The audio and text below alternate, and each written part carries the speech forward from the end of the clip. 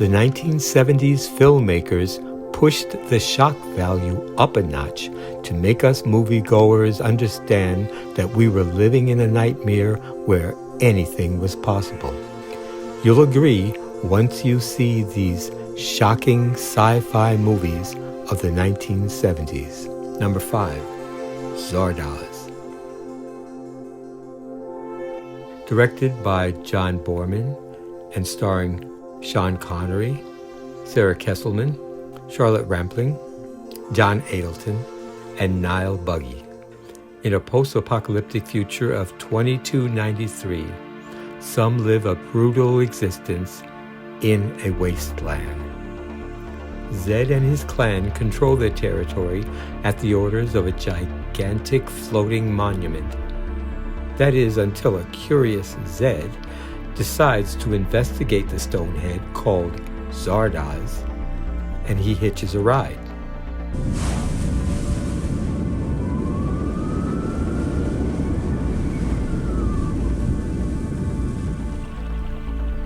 The head takes Zed to a separate region called the Vortex. Do you know where you are? The Vortex? Where others live a life of luxury. The bored immortals find him fascinating and want to study him. Anything to relieve the boredom. As Zed navigates this strange new world, he uncovers dark secrets and challenges the status quo. Now show me that book. What did you find in that book? I will help you. If, when the time comes, you will set me free. No! It can't be done! No! Number 4, Demon Seed. Directed by Donald Cammell and starring Julie Christie, Fritz Weaver, Garrett Graham, Lisa Liu, Barry Kruger, and Robert Vaughn as the voice of Proteus 4. Obsessed scientist Alan Harris invents Proteus 4, an artificial intelligence system capable of enhanced thought. It becomes so advanced, it soon asks, Dr. Harris, when are you going to let me out of this box?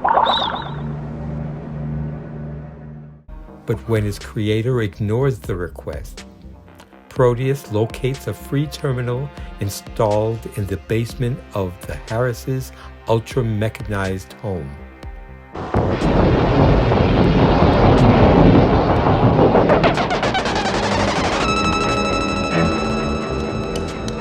Proteus pursues its agenda, which is to take on human form.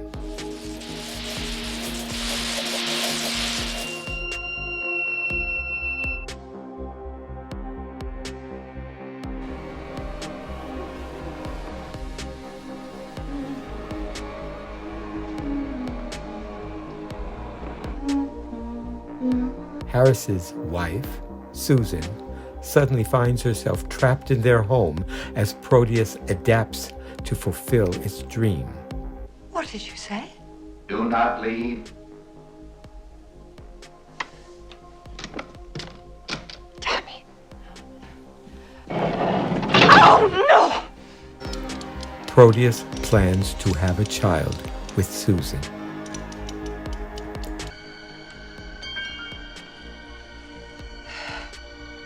Proteus, so you are malfunctioning.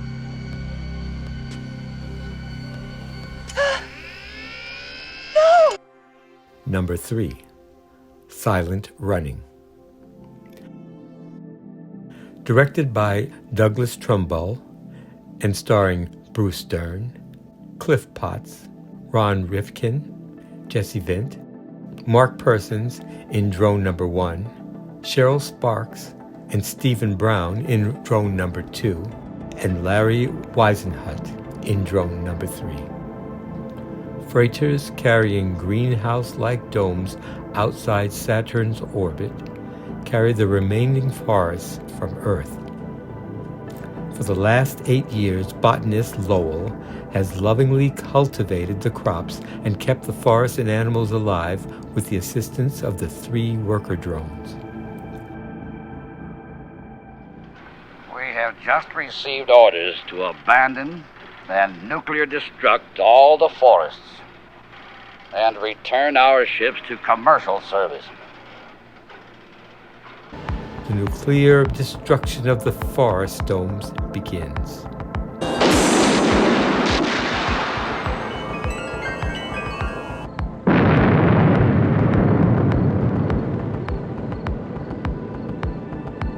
Unfortunately for the other crew members, Lowell has decided differently. You're not coming in here. I ain't got time to argue. Now move! You're not gonna do it.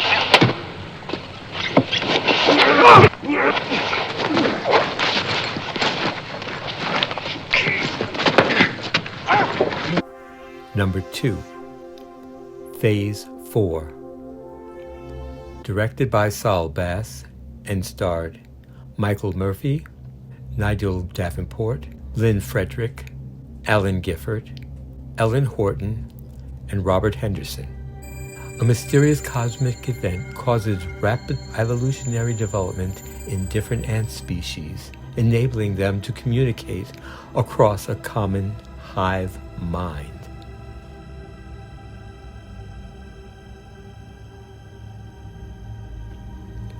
The aggressive ant colonies wreak havoc on animals, and most people in the Arizona communities flee. 2 scientists built a lab in the desert to communicate with the aggressive ants, and now perpendicular structures appear that only ants could have built. The insects trap the scientists and the daughter of a farmer in their enclosure, and they hope their chemical weapons can eradicate the ants. Unfortunately, the venomous insects are one step ahead.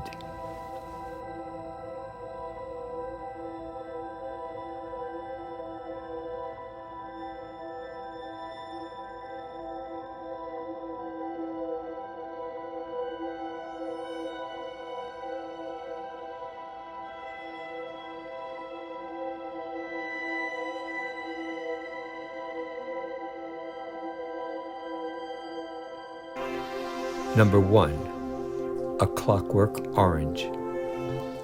Directed by Stanley Kubrick and starred Malcolm McDowell, Warren Clark, James Marcus, Michael Tarn, Aubrey Morris, Michael Bates, Patrick McGee, Adrian Corey, Anthony Sharp, Philip Stone, Sheila Rayner, Godfrey Quigley, and Marion Carlin. In a future England, roving gangs inflict harm on opposing gangs and the public in general.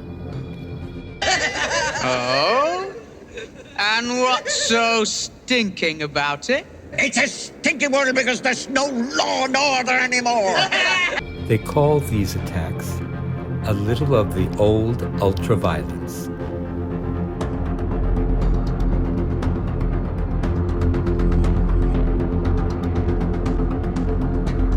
After several acts of mayhem, gang leader Alex is arrested by the police only because his gang members turn on him.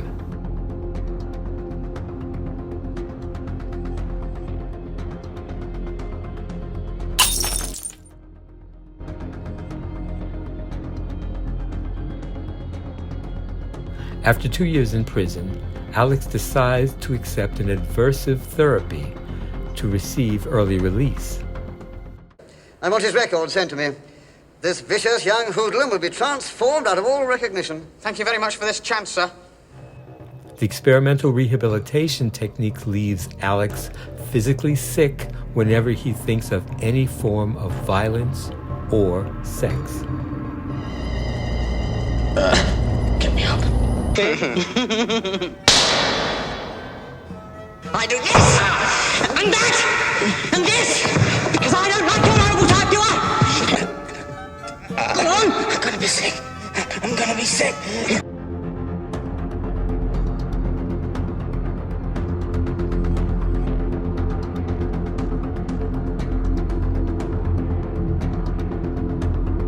Unfortunately, now defenseless Alex will fall victim to his prior victims and friends. Well. If it isn't little Alex. Remember to like and subscribe to my channel, and I want to thank the following viewers for their suggestions. Don't forget to explore my many other endless perceptions. See you next time.